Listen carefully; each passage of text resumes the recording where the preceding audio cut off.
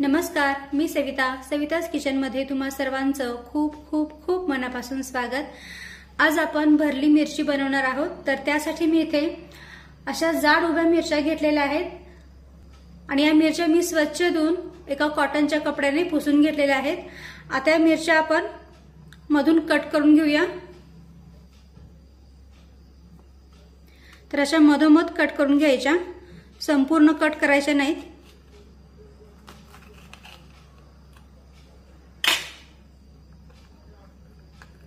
आणि यातल्या ज्या बिया आहेत त्या नाही काढल्यात तरीही चालेल, कारण या बिया तिखट नसतात आणि देठ नाही काढली तरीही चालणार आहे।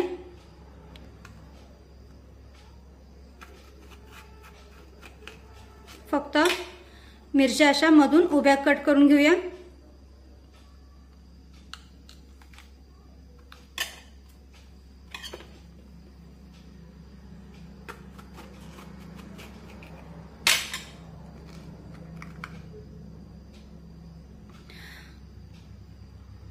फक्त आतमधून मिरची खराब तर नाहीये ना हे मात्र नक्की चेक करायचंय।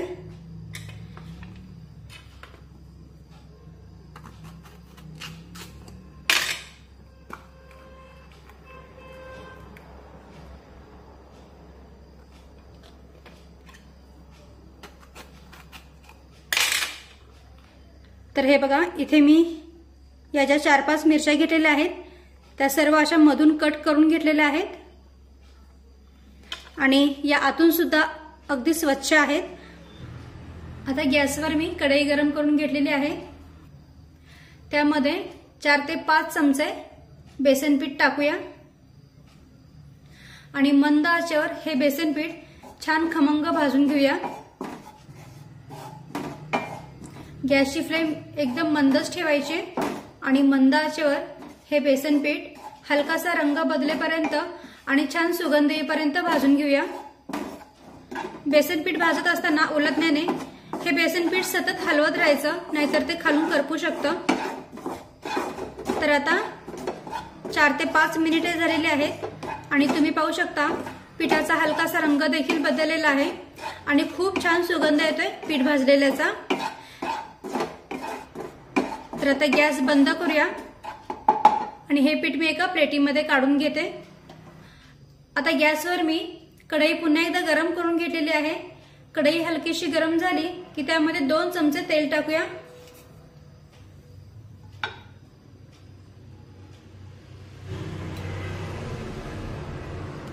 तेल हलकसं गरम झालं की त्यामध्ये अर्धा चमचा मोहरी टाकूया। मोहरी छान तडतडली पाहिजे। आता आपली मोहरी छानपैकी तडतडलेली आहे। त्यामध्ये अर्धा चमचा जिरे टाकूया। जिरे पण छान फुलून फुटू द्यायचे। त्यानंतर एक बारीक चिरलेला कांदा टाकूया आणि कांदा हलकासा तांबूस रंगावर येईपर्यंत परतून घेऊया।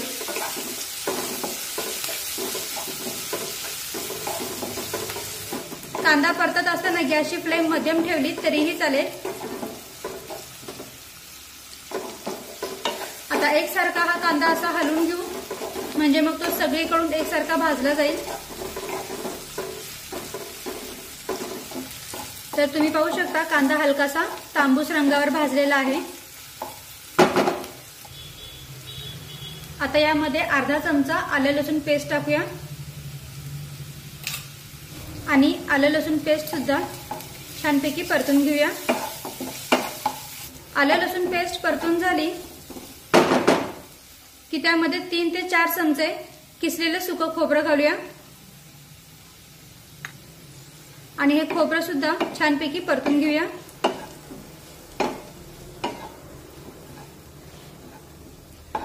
सुक्या खोबऱ्यामुळे भरली मिरचीला चव खूप छान येते, पण तुम्ही जर का ओलं खोबरं वापरणार असाल तरीही चालेल। आता 2 मिनिटे हे खोबरं मी छानपैकी परतून घेतलेलं आहे। आता यामध्ये आपण काही मसाले ऍड करूया। अर्धा चमचा हळद घालूया, अर्धा चमचा लाल मिरची पावडर, अर्धा चमचा गरम मसाला पावडर आणि अर्धा चमचा धना पावडर टाकूया। आता हे मसाले चांगले परतून घेऊया। मसाले तुम्ही तुमच्या आवडीप्रमाणे कमी जास्त करू शकता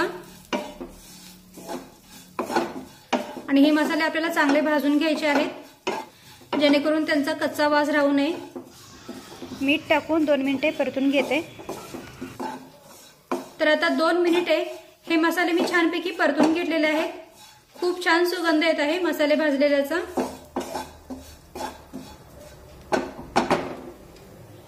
आता यामध्ये 3 ते 4 चमचे भाजलेल्या शेंगदाण्याचा कूट टाकूया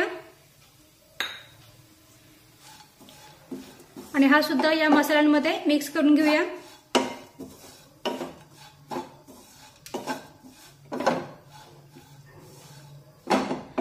शेंगदाण्याचा कूट मसाल्यांमध्ये व्यवस्थित मिक्स करून घेतल्यानंतर यामध्ये हे भाजून घेतलेलं बेसन पीठ टाकूया।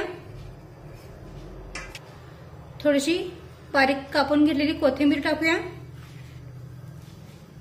मिक्स करून घेऊया।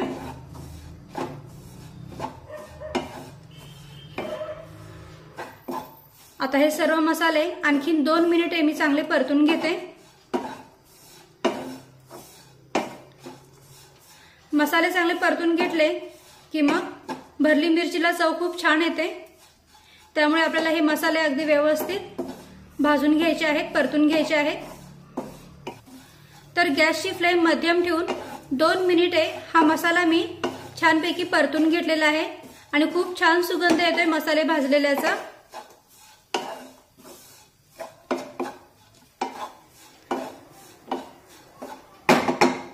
आता गॅस बंद करूया आणि हा मसाला एका प्लेटीत काढून थंड करून घेऊया। तर इथे आपला मसाला संपूर्णपणे थंड झालेला आहे। आता हा मसाला आपण या मिरचीमध्ये भरायला सुरुवात करूया।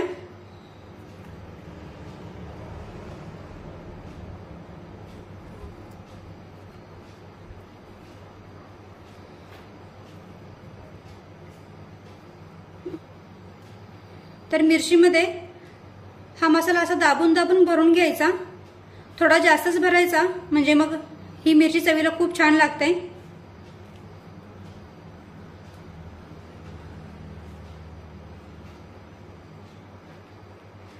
तर तुम्ही पाहू शकता असा हलक्या हाताने हा मसाला मी या मिरचीमध्ये दाबून दाबून भरून घेतलेला आहे।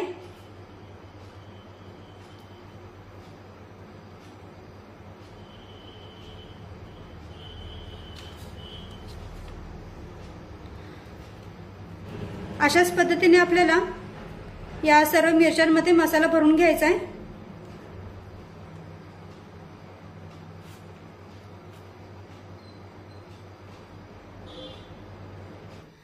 तर इथे मी मिरच्यांमध्ये मसाला हलक्या हाताने दाबून दाबून व्यवस्थित भरून घेतलेला आहे।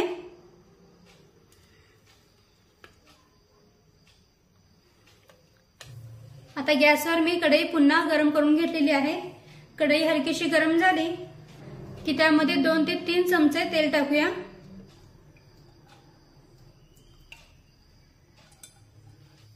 आता तेल हलकसं गरम झालं की त्यामध्ये या मिरच्या घालूया। मसाल्याची बाजू वरच्या बाजूला ठेवून अशा पद्धतीने या सर्व मिरच्या आपल्याला तेलामध्ये ठेवून द्यायच्या आहेत।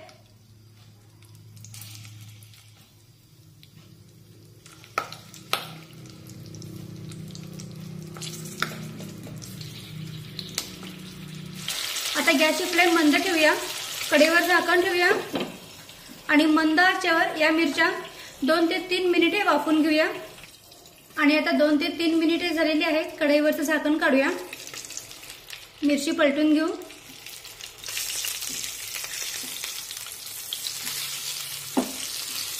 तर तुम्ही पाहू शकता एका अंगाने किंवा एका बाजूने ही मिरची छानपैकी शिजलेली आहे।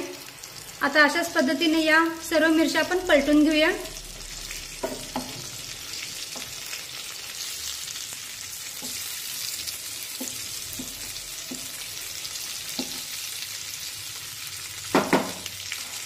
आणि पुन्हा एकदा कढईवर झाकण ठेवून मंद आचेवर या मिरच्या वाफवून घेऊया।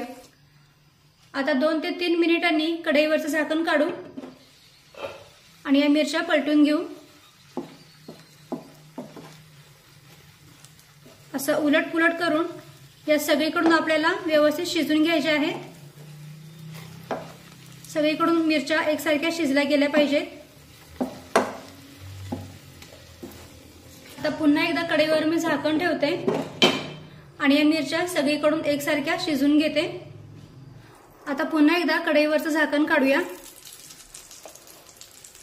आणि तुम्ही पाहू शकता उलटपुलट करून या सर्व मिरच्या मी सगळीकडून छानपैकी शिजून घेतलेल्या आहेत। हे पहा,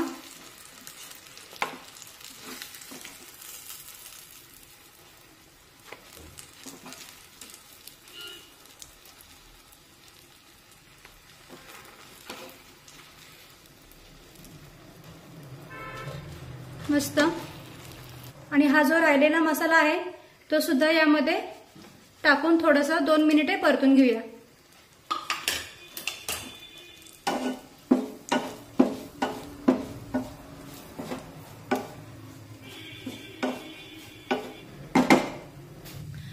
आता मसाला हा मला थोडासा कोरडा वाटतोय, त्यामुळे यामध्ये मी किंचितसं पाणी टाकते, म्हणजे मग आपला मसाला अगदी व्यवस्थित शिजला जाईल।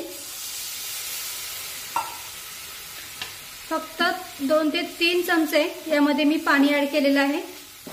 आता हा मसाला आपल्याला छानपैकी शिजून घ्यायचा आहे। तर तुम्ही पाहू शकता मसाल्याने तेल सोडलेलं आहे, याचा अर्थ आपला मसाला अगदी व्यवस्थित भाजलेला आहे।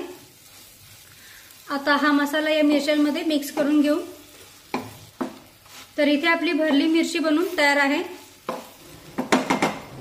काढून घेऊया।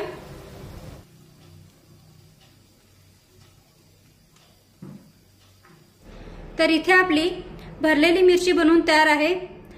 असा मसाला भरून मिरची तुम्ही नक्की बनवून बघा। चपाती, भाकरी किंवा मग वरण भातासोबत अशी भरली मिरची खूप छान लागते। तर कशी वाटली आजची रेसिपी कमेंट करून मला नक्की सांगा आणि व्हिडिओ आवडला असेल तर व्हिडिओला प्लीज लाईक करा, शेअर करा आणि सबस्क्राईब करायला विसरू नका। थँक्यू।